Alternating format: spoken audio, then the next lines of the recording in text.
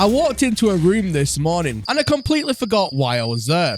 And that got me thinking. Good day, you absolute legends. Welcome to the first edition of the Light Nor Sky Challenge. 3 YouTubers, 1 planet, no advanced tech, limited build materials. You got a spaceship? Forget about it. You are marooned on the planet. Your only resources is what you can scrape together. And you can completely forget as well about exocraft. They're completely not allowed. So if you want to get around the planet, then you best make sure you get a very good time. This is stripping back everything we know about No Man's Sky right down to its fundamental game mechanics. And if all of that didn't seem hard enough, there are also going to be challenges along the way, objectives that we will need to complete. We are all competing against each other. Each successful completed objective will award us points. And at the end of the challenge, whoever has the most points wins. So the heat is on.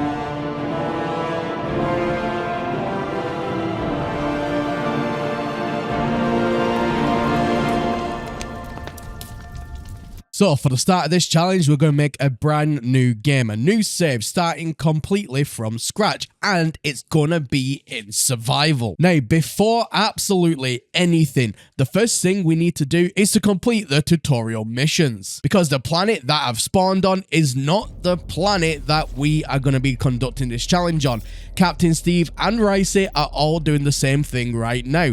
They will be going ahead completing the tutorial missions up until we get inside of the anomaly, and then we need to complete our first challenge, which is hunting for a perfect planet. But just remember, once we land on the perfect planet, depending on who finds it first, that is it. We are no longer allowed to use our ships. It is broken, non-repairable, that's it, done. Which means we are permanently marooned on it. So that's the tutorial all done, thank the Lord. Now let's land, and I'm going to change my character over to something a little bit more comfortable, seeing though this is going to be the only opportunity I'll have to do so. So say goodbye to Standard Traveler and hello to Simplistic Chic. But this is where the first challenge begins, finding the perfect planet. Let's start the hunt.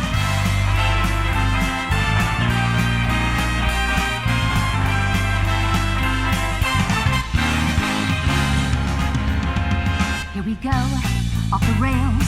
Don't you know it's time to raise our sails? It's freedom like you never knew. 20 bags or a pass. Say the word, I'll be there in a flash. You could say my... It's perfect. So that's it now, ladies and gentlemen. The ship is gone. That's it. Marooned. We are in this. And first of all, my first order of business is to obtain some sort of mount. So I went ahead and I found this creature. Now this should help me get around the planet quite nicely. Well, at least short distances. It's only got 2 little stubby legs. But let's get this creature to full strength, and then we'll start scouting out the area and seeing where we can start thinking about putting our base. Yeah, so this is the top speed. I think I can walk quicker than this. I think my Nan could walk quicker than this. But either way, it's what we got, and it's what we can use right now. So, yeah.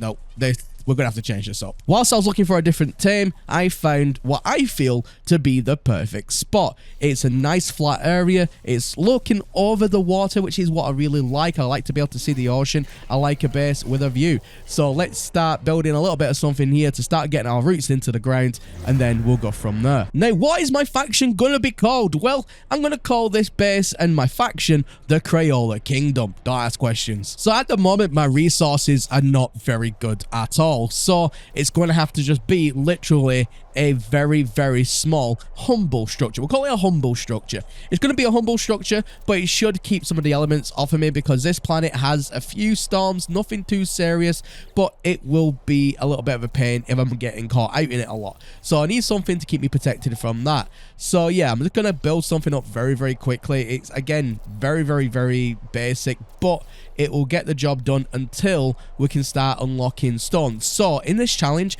we can only use wood or stone. We are not allowed to use metal. at all. So that's the first challenge, and I don't even have any stone structures unlocked either. So that's probably going to be the next thing on my priority list. But before I can unlock anything, I need to put down the little terminal so I can start unlocking things, and then I need salvage data, which then I'm going to need to dig for. It's a whole process. So yeah, let's just get a few little basic necessities in here, and then we'll go from there. So with doing the tutorial, I did obviously previously unlock a few things. It wasn't much, and as you can see, I've still got a lot to unlock, but like, I'm not allowed to unlock any alloy structures at all. So we've got a lot of stone to unlock, and yeah, it's gonna be a process. I'm gonna need a lot of salvage data, and that's how we're going to start unlocking things. But then for anything else tech related, A, it can't be too advanced, but B, I'm going to have to try and find it. But first, for traversing longer distances quicker, I'm going to have to go and get a better tame. So I got this, what I like to dub Strider. Now Strider is a big creature, still 2 legs, so the distance thing might be a little bit quicker than the little dumpy thing that I had before, but I think that this creature might be a little bit better, but we'll soon find out. So here we go. Our Strider's better than the little hermit dumpy gorilla things. I don't even know what you even call them. Furbies even. So let's get this all loved up, and then we'll give it a ride and have a look. So first of all, yeah, the height is quite nice, and then as we start moving, the walking speed is absolutely atrocious. But this is the running speed, and I'm not feeling it. I'm really not feeling it. I mean, yes, I've got the height, but the speed is still lacking. I think another tame will be in order here, but my resources are low, so I'm going to have to gather something up first before I make more creature pellets. Oh my god, the list just keeps going on and on and on of things I need to do. Okay, I need something with 4 legs. 4 legs, yes. 2 legs, no. Now, this is what I'm talking about. It looks like a really funny mutated lion. Maybe it was a lion once upon a time, but I don't know, it mated with a goat or something. Either way, 4 legs should be a lot more stronger, should be a lot more quicker. So let's get it loved up, let's give it a ride, and then let's figure out what it is capable of.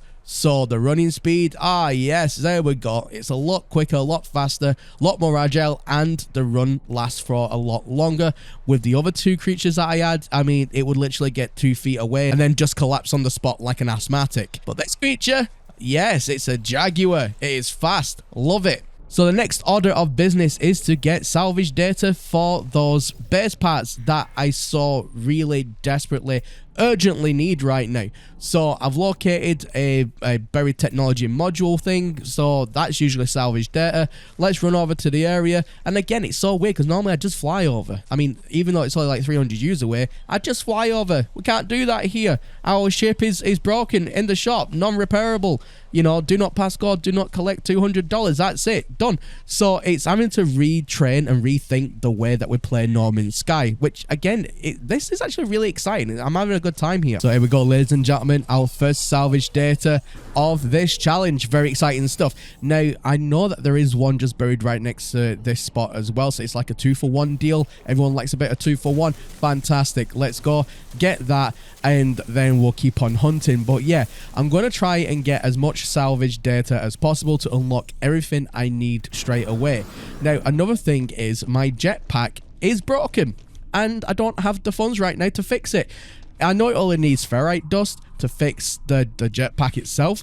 However, it's not on the top end of my priority list at the minute. I've got an entire base to think about before my jetpack, and not like the jetpack even comes in use right now anyway, because, you know, it's all part of the challenge, and I've got this mount to get around instead of using a jetpack, and I don't need to get anywhere high right now. So yeah, is what it is. So unless I get stuck somewhere, then I'll have no choice but to probably immediately fix it. But for now, let's carry on trying to find that salvage data so we can start unlocking more goodies. Oh no, this is bad. This is very, very bad.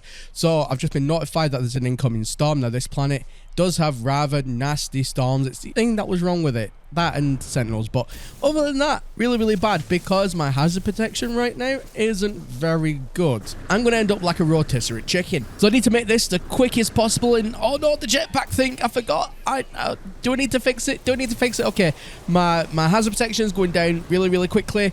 Oh god, where's my mount? Stop running away! Stop running! Okay, let's just ride. Okay, now we need to absolutely hold back to base and get inside before I die. This isn't gonna go very well. Oh no, I'm not gonna make it. I'm not gonna make it. Why the hell did I just jump off for?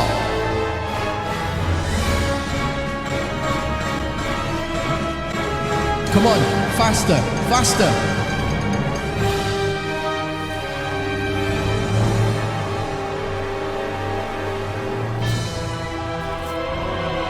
No, Genty, no!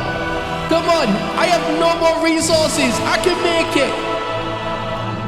Here we go. Come on. Come on. Well, that was a bit dramatic. One tip. However, I made it back. And most importantly, we have those salvage datas. So now we can start unlocking everything that we need to make our faction base. Whilst I don't have enough for everything, I've been quite strategic in unlocking everything I think we'll need for the immediate future anyway. So after this, the plan will be to start a mining operation, because as we know, stone structures use silicate powder, and as we know, the way we can get that is by basically making a massive hole in the ground, unless I want tunnels running everywhere, which I don't. So let's start putting some foundations down. Let's see how it all starts to look and take shape, and then we'll just start mining an area accordingly. Okay, so I'm going to build a dwelling. It's going to be function over style or form at the minute. Function over style, function over form. I lost my train of thought there, but basically it's going to serve its purpose very, very nicely. Now, I do only have enough currently for another 9 more pieces. Obviously, that's when we're going to have to start making a massive hole in the ground. Welcome to the massive freaking hole in the ground. As you can see, I have been at this for a small while. Now, since I can't get anything juicy for technology to install this thing to make this go just that little bit quicker, that would be nice, that would be a dream. However, I can't use it, so it is a slow, tedious process, I'm not gonna lie. However, we're making progress, and that's what it's all about. So I'm gonna get the rest of this all finished up, and then I'll show you what it is I've built. Okay, so the structure itself is built, the shell of it, but we still need to get the rest of the items from the original kind of like wooden thing that I built, just to kind of like, you know, get me started. And we're going to move it all now into this, and then I'll show you around and I'll show you what it is I've done. But I mean, you can kind of get the general idea. It's up raised just by 1, so that way then we don't have, you know, twigs and grass and everything sticking through the floor. And then it goes into the main area, and then you got the stairs there, and that goes into like the bedroom-ish area. And I'm gonna put that base computer just underneath the stairs. And why can't I take this? Okay, my inventory is full. It's probably because I got way too much silicon on me or something like that. Let's have a look-see. Okay, no, I've actually got a spot. That's kind of weird. Let's get rid of the save beacon now, and then I should be able to pick that up. Yeah, there we go. All right, let's take this on the inside. And I still need to fix my jetpack. I keep forgetting that I don't have my jetpack fixed, and I'm always trying to use it, but yeah, I'm too lazy at this moment to actually physically fix it. But it's probably going to be one of my next things I do really need to take care of and do. But yeah, overall, it's coming along pretty good. So whilst it's a lovely day and it's not, you know, a murderous heat wave or anything, I decided to take my mount once I've revived him, and we're going to scope the area, see what's about. I'm hoping there's like a trading area nearby, maybe some kind of like shack or building where it has one of those trader NPCs in it.